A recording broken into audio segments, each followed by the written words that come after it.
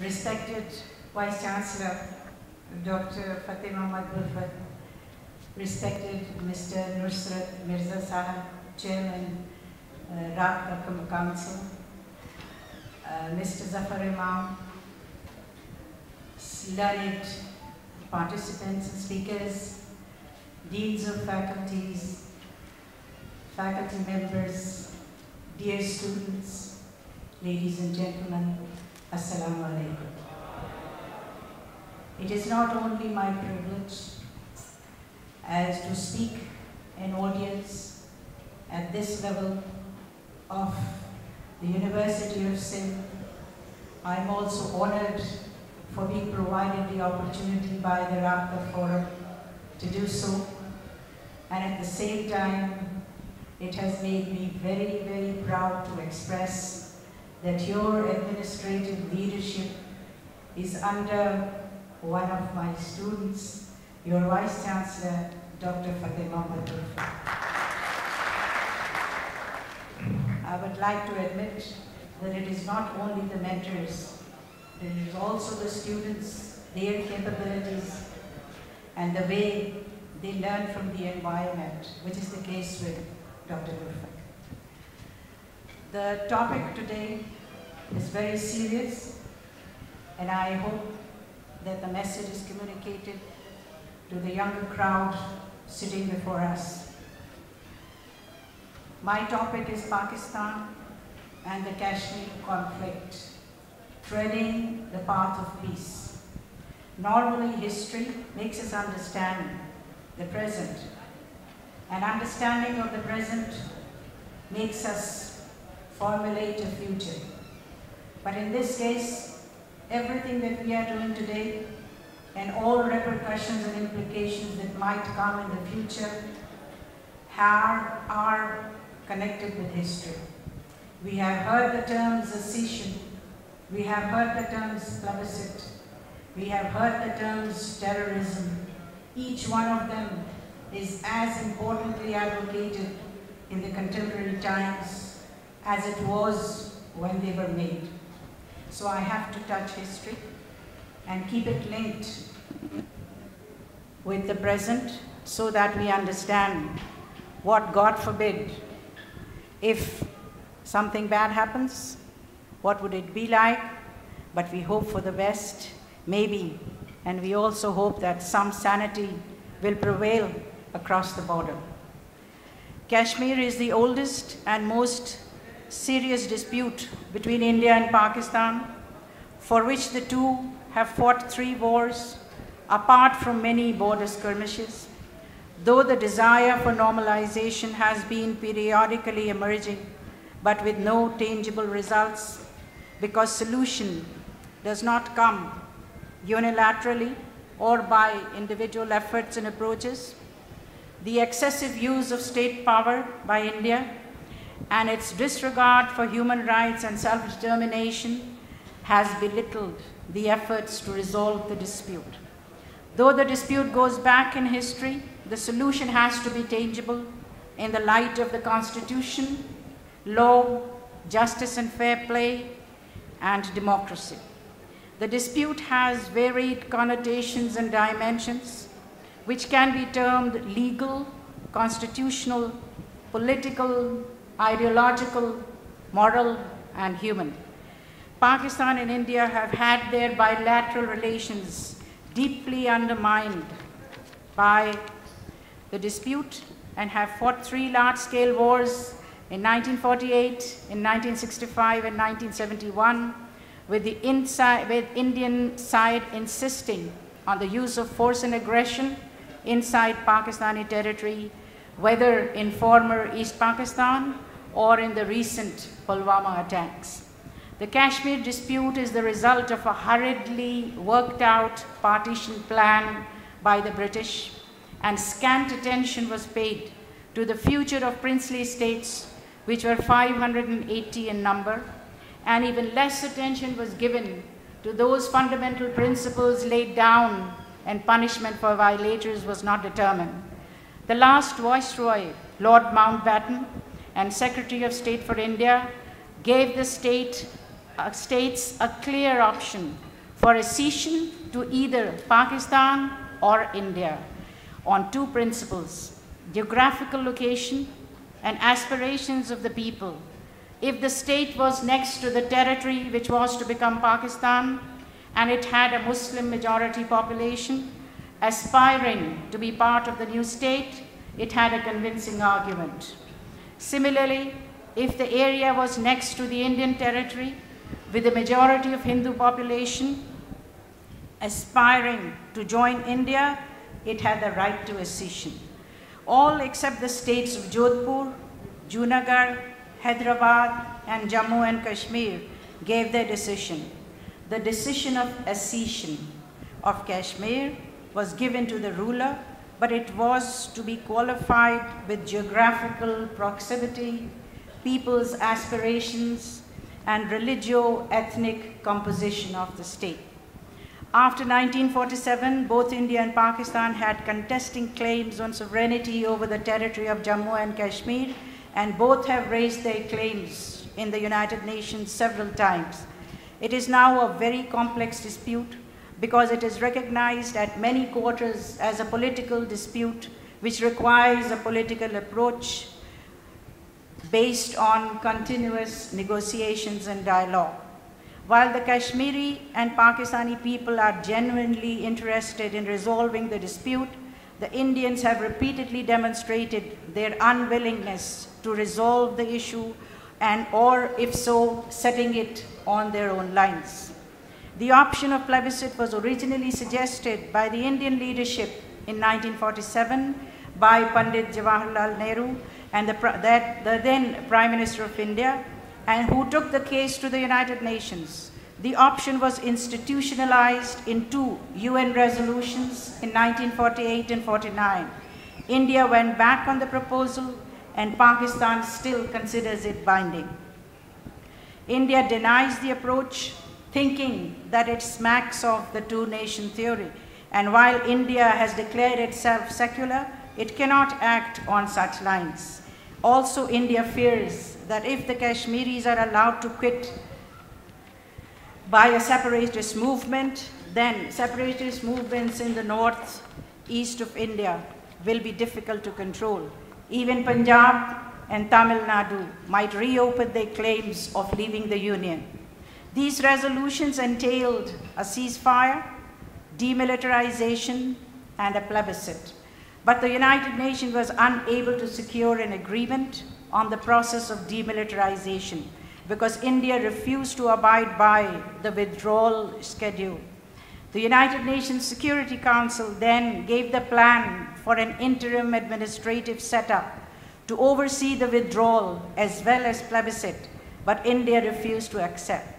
In the Commonwealth Conference in 1951, the Kashmir dispute was informally discussed, and when the Australian Prime Minister Robert Menzies suggested to station Commonwealth troops to have a joint Indo-Pakistan force to oversee the plebiscite, India rejected it all. Efforts to solve by direct negotiations were abruptly discontinued when in 1953 and 54, Pakistan agreed for military assistance by the United States, and Prime Minister Nehru maintained that since this has changed the balance of power, India's security was being affected and the future change in its foreign policy was imminent and necessary, putting the blame on Pakistan for the reversal. This stance was promoted on superficial grounds. The real reason was ascendancy of Hindu revivalists turned reactionaries who were able to exercise influence on the policies of the government. The decision of Prime Minister Nehru not to hold a plebiscite forced Pakistan to request the Security Council to take up the issue of Kashmir again in 1957. The President of the Security Council suggested that the issue of demilitarization should be taken for arbitration, along with other complaints. Again, India refused to accept. Pakistan's Prime Minister announced his unwillingness to withdraw all forces unilaterally, but expressed his intention to meet all Indian objectives and objections to facilitate the demilitarization process, but India refused again. The United Nations Security Council discussed the Kashmir conflict again in 1962, but no decision could be taken because of the Soviet veto. Disappointed from the United Nations Security Council, Pakistan used the forum of the OIC, Organization of Islamic Countries, conference now, which gave a lukewarm response and established a contact group, but with no solutions. All these were multilateral efforts to solve the Kashmir dispute, beginning from India, taking it to the United Nations, to a reversal of foreign policy approaches, visible at the highest international forum now, when Mr. Modi did not even mention Kashmir in his speech at the United Nations General Assembly in September. Considering it an internal matter of India with no concerns to the outside world. This only shows the extent of Hindu revivalists turned reactionaries' influence to be able to radically alter all policies of the Indian central government. Bilateral approach for solution of the Kashmir issue had been taken throughout the past between India and Pakistan, and a breakdown in negotiations have been the result on one pretext or the other by India on the suitability of a given time. In Sino-Indian border war in 1962, when India suffered a setback at the hands of China, it sought help from both United States and United Kingdom, but proclaimed to be non-aligned at the same time. In the similar agreement in 1972, it was stated in Clause 6 that the two sides will meet at a mutually agreed time for a final settlement of Jammu and Kashmir. The United Nations ceasefire line was replaced by the line of control, which was to be respected by both sides without prejudice to either side, but which is being violated by India on and off and on one pretext or the other. The peace process between India and Pakistan from 2004 to 2008, which was to discuss the Kashmir issue along with other concerns, no consensus could be reached, though the need to resolve the problem was seriously highlighted, but India could not maneuver talks in its favor and kept on addressing the issue of cross-border terrorism only. A 4-point formula having appeal for many states within and outside South Asia for solving the complex issue, containing soft borders, self-governance, demilitarization, and joint mechanism for peace, did not have any appeal for India. In 2008, after the Bombay attacks, India refused to resume the dialogue and capitalized on the tragedy by blaming Pakistan as a sponsor of terrorism at all world capitals, while refusing to furnish proof for a joint investigation by Pakistan. It was not only harping to the tune of cross-border terrorism and state sponsoring terrorism for Pakistan by India. Indian diplomacy has been focused on this one term, which not only attracts attention of Western capitals, but wholehearted sympathy as well. Pakistan's diplomatic efforts to project a genuine picture needs more focus, because it is not easy to wipe out a planned picture so carefully projected with a soft face of double standards by India. India refuses to even mention the case of one of its active service agents, Kulbhushan Jadhav, caught inside Pakistan, but we know that infiltration is the first step towards intervention. Conflicts can be solved by mediation or third-party involvement. Efforts of the World Bank for distribution of the waters of the River Indus resulted in the signing of the Indus Waters Treaty in 1960. It has been working well with minor irritants, but recently violations of its provisions has raised the complex issues, and Modi government has been making wild statements to annul the treaty, leading to further tensions between the two countries. Mediation offers by President Trump of the United States also lies low in Mr. Modi's approaches to a solution of the Kashmir issue. President Trump has shown his readiness to mediate, but if both parties agree, so again the stalemate and obstinacy continues. Much has undermined the faith of many in peacemaking in India and abroad.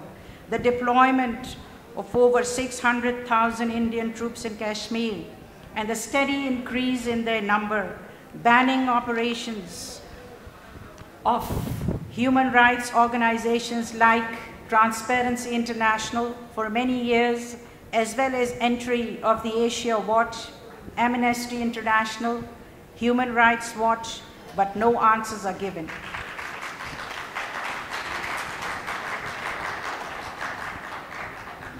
You're clapping at the wrong time.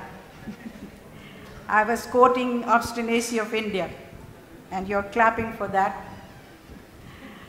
Kashmir is denied rights with impunity in the wake of torture, rape, abduction, eviction, fake encounters, and killings. Draconian laws like Public Safety Act 1978, Enemy Agent Ordinance 1948, Internal Movement Control Ordinance, Prevention of Suppression and Sabotage Act are applied indiscriminately with TADA, that is Terrorist and Disruptive Activities Act, and Armed Forces Special Power Act, and POTA, that is Prevention of Terrorist Acts in Kashmir. Now, despite all these rebuttals, refusals, and rejections by India and its policy of perpetual terrorist blame on Pakistan, efforts for peace initiatives have not been withdrawn from Pakistan's side. Desire for normalcy is there on both sides, but not on dictated terms. Modi's revoking of Article 370 and 35A of the Constitution of India is not constitutional. It is half the truth. Any presidential decree has to be endorsed by the Legislative Assembly of Kashmir before being revoked or implemented. This was not the case here, and aspirations of the people is reflected in its rejection. So this is not even democratic in the so-called world's biggest democracy. The people of Kashmir are locked up for 55 days, disconnected from the outside world, meted out in human treatment and use of pellet guns on young and old alike, and still blamed as being terrorists and separatists. Narendra Modi and his Hindutva brigade of fascist supporters is free to lynch, kill, and dishonor. This is not a new approach, and Modi himself was refused entry in the United States before being elected for turning a blind eye to the Gujarat massacre and supporting violence and bloodshed. Now, as elected leader, he supports and practices state terrorism, although he uses the terms terrorist and cross-border terrorism for Pakistan.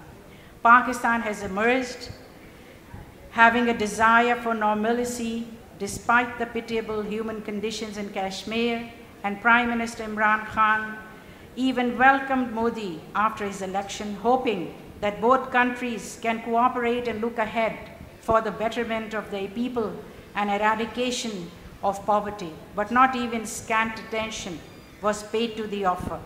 Pakistan has been all out for a comprehensive dialogue, improvement of trade, people-to-people contact, third-party mediation, and good offices, but is snubbed by India. International law provides peaceful settlement to the solution of conflicts between states, and mediation and good offices are one of them. But only yesterday, the Indian representative at the UN rejected again the mediation proposal of the US administration, insisting that the Kashmir issue must be solved bilaterally. When it comes to bilateral negotiations, India comes up with conditions. Friction and unabashed perusal of aggressive behavior of India has made Pakistan wary of its efforts. Hence, the Pakistani government has explained the implications of an unresolved, perpetual human tragedy affecting two nuclear powers, lest India is unable to comprehend the magnanimity of the disaster and destruction, in case sanity does not prevail. So senior voices and elements in India are speaking up for the immature approach of the Modi government, who fails to understand that extreme nationalism and racial superiority through extermination of a community are no longer tolerated in the 21st century, let alone being considered a face-saving for self-declared saviors. Thank you.